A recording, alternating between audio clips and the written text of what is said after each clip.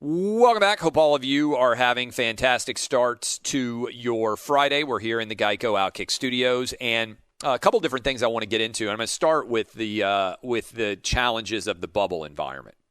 Right now that we know Major League Baseball is going to be playing on Thursday, basically 6 days from now, there's going to be an interesting study, and compare and contrast. I've talked about this.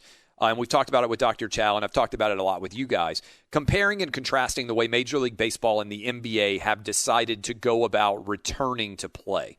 In Major League Baseball, they're playing in their home cities, in their home stadiums. They're going to be traveling, and it seems like there's an acknowledgement that Major League Baseball is going to have a decent number of players test positive, and as a result, they've built in pretty substantial rosters.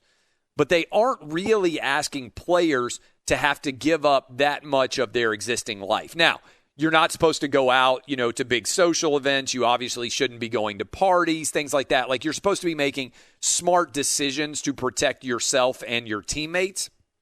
But it isn't as if Major League Baseball actually created a bubble environment. Now, Major League Baseball thought about doing that. If you remember, ironically enough, they were talking about playing in just Florida, Texas, and Arizona, which would have looked like the most disastrous decision of all time based on the way the outbreak has gone, with those states which had very minimal outbreaks early on now having the places with the most cases in the country. Now, for a little bit of positivity here, it appears that things may have peaked in Florida, Texas, and Arizona and not be getting worse in terms of hospitalization. It's hard to know. It's hard to make predictions about the coronavirus in general, as I well know and as all of you well know, because every time you think something, it's like there's a pivot and things end up being a little bit different than you anticipated beforehand. But the overall storyline here is there are big differences in the way Major League Baseball and the NBA have decided to begin their path. And we talked about on Thursday's show, we talked with Chris Mannix, all of the media members are being quarantined in an aggressive way, even at the NBA. All right?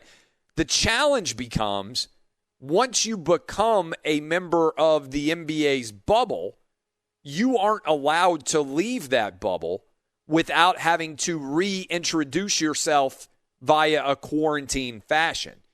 And so this is becoming an issue already for the NBA for not very serious reasons, right? Which include, for instance, a player deciding to leave the bubble to go get food and having to be put into a hotel room to re-quarantine, as we've already seen for a Sacramento Kings player. But it also includes other interesting aspects of this situation. In particular, it includes now Zion Williamson. And obviously, the NBA was ecstatic to get Zion Williamson back into the NBA process in the first place. Some people out there, conspiracy theorists, would even argue that the reason why the NBA didn't go straight to the playoffs in the first place was because they wanted to be able to get Zion Williamson into potentially the playoffs. In an ideal world, I don't think there's any doubt the NBA would love to have LeBron and the Lakers going up against Zion and the Pelicans. Now, why would the NBA want that? The answer is pretty straightforward.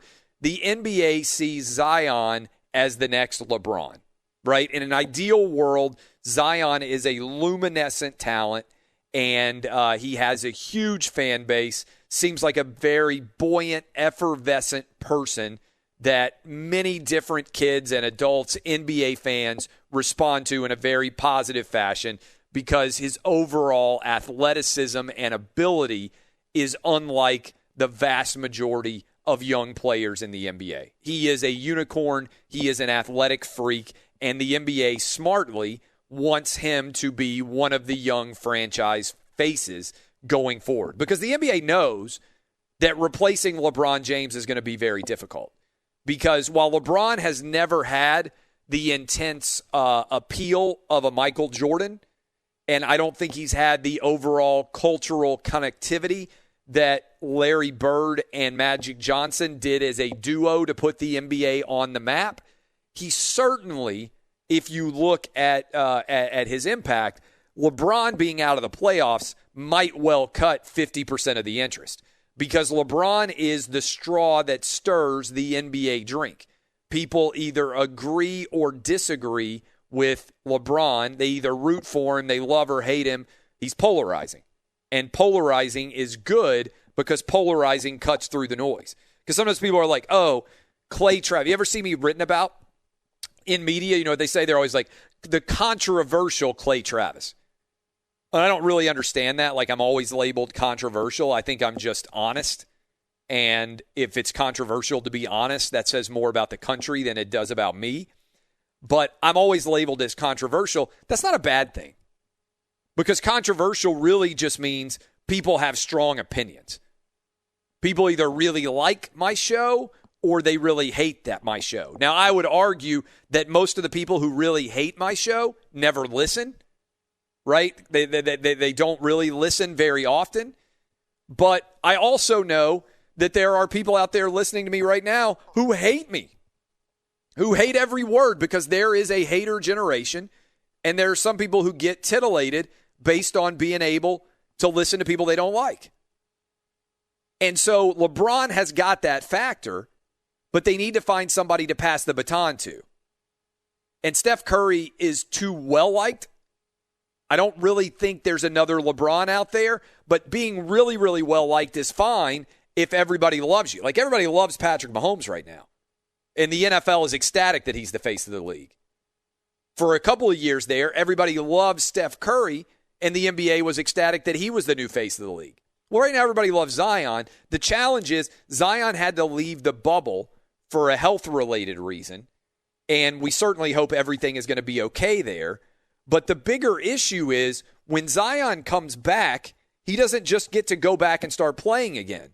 He has to go back into his hotel room, and he has to quarantine when he returns to the NBA bubble. So if any players in the NBA have an issue that they need to take care of out of the NBA bubble, that means they have to go back into their hotel room and they can't leave for a week. And that means that they can't practice with their teams for a week.